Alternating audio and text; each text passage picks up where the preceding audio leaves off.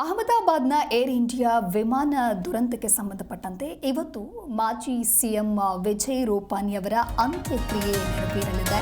ಗುಜರಾತ್ನ ಮಾಜಿ ಸಿಎಂ ಗುಜರಾತ್ನ ಸಿಎಂ ಸೇರಿ ಹಲವರಿಂದ ಅಂತಿಮ ನಮನವನ್ನು ಸಲ್ಲಿಸಲಾಗ್ತಾ ಇದೆ. ಗುಜರಾತ್ನಲ್ಲಿ ಅಂತಿಮ ನಮನವನ್ನು ಕುಟುಂಬಸ್ಥರು ಕೂಡ ಸಲ್ಲಿಸುತ್ತಾರೆ. ರಾಜ್ಕೋಟ್ನಲ್ಲಿ ಅಂತಿಮ ವಿಧಿವಿಧಾನ ನಡೆಯಲಿದೆ.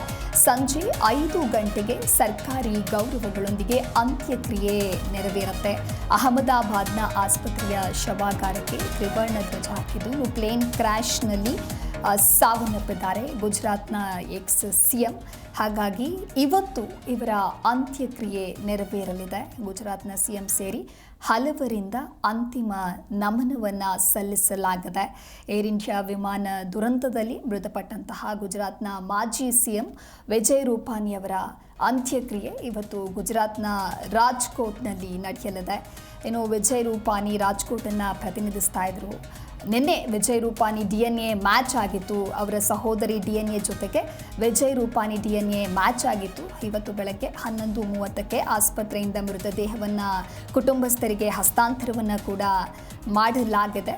ಹಾಗಾಗಿ ಅಂತ್ಯಕ್ರಿಯೆ ಇವತ್ತು ನೆರವೇರಲಿದ್ದು ಗುಜರಾತ್ನ ಸಿಎಂ ಸೇರಿ ಹಲವರಿಂದ ಅಂತಿಮ ನಮನವನ್ನು ಸಲ್ಲಿಸಲಾಗ್ತಾ ಇರುವಂಥದ್ದು. ಸಂಜೆ 5 ಗಂಟೆಗೆ ಸರ್ಕಾರಿ ಗೌರವಗಳೊಂದಿಗೆ ಅಂತ್ಯಕ್ರಿಯೆ ನೆರವೇರಲಿದೆ. ಪ್ಲೇನ್ ಕ್ರ್ಯಾಶ್ನಲ್ಲಿ ಗುಜರಾತ್ನ ಎಕ್ಸ್ ಸಿಎಂ ವಿಜಯ್ ರೂಪಾನಿ ಸಾವನ್ನಪ್ಪಿದ್ರು.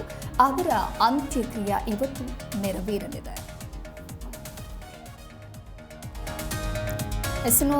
ಗುಜರಾತ್ನ ರಾಜಧಾನಿ ಅಹಮದಾಬಾದ್ ವಿಮಾನ ನಿಲ್ದಾಣದ ಬಳಿ ವಿಮಾನ ದುರಂತ ಸಂಭವಿಸಿದ್ದು 241 ಜನ ಸಾವನ್ನಪ್ಪಿದ್ದಾರೆ. ಹಾಗೆ ಆ ಪೈಕಿ ಗುಜರಾತ್ನ ಮಾಜಿ ಸಿಎಂ ವಿಜಯ್ ರೂಪಾನಿ ಕೂಡ ಆ ವಿಮಾನದಲ್ಲಿ ಪ್ರಯಾಣಿಸ್ತಾ ಇದ್ರು. ಲಂಡನ್ಗೆ ತೆರಳ್ತಾ ಇದ್ರು. ಪತ್ನಿ ಹಾಗೂ ಮಗಳನ್ನು ತವರಿಗೆ ಕರೆದುಕೊಂಡು ಬರಬೇಕು ಅನ್ನುವಂಥ ನಿಟ್ಟಿನಲ್ಲಿ ವಿಮಾನದಲ್ಲಿ ಸಾಗ್ತಾ ಇದ್ದಾಗ ಈ ಒಂದು ವಿಮಾನ ಪತನವಾಗಿದೆ. ಹಾಗಾಗಿ ಆ ವಿಮಾನ ಪತನದಲ್ಲಿ ಆ ಒಂದು ದುರಂತದಲ್ಲಿ ವಿಜಯ್ ರೂಪಾನಿ ಕೂಡ ಸಾವನ್ನಪ್ಪಿದ್ರು. ಇನ್ನು ಮೃತದೇಹವನ್ನು ಪತ್ತೆ ಮಾಡೋದು ಕೂಡ ಸಾಕಷ್ಟು ಸಮಸ್ಯೆಯಾಗಿತ್ತು. DNA ಮಾದರಿಯನ್ನು ಆಧರಿಸಿ ಮೃತದೇಹವನ್ನು ಪತ್ತೆ ಮಾಡಲಾಗಿದೆ. ಇನ್ನು 3-4 ದಿನ ಕಳೆದರೂ ಕೂಡ ಮೃತದೇಹವನ್ನು ಪತ್ತೆ ಮಾಡೋದಕ್ಕೂ ಕೂಡ ಆಗ್ತಾ ಇರಲಿಲ್ಲ.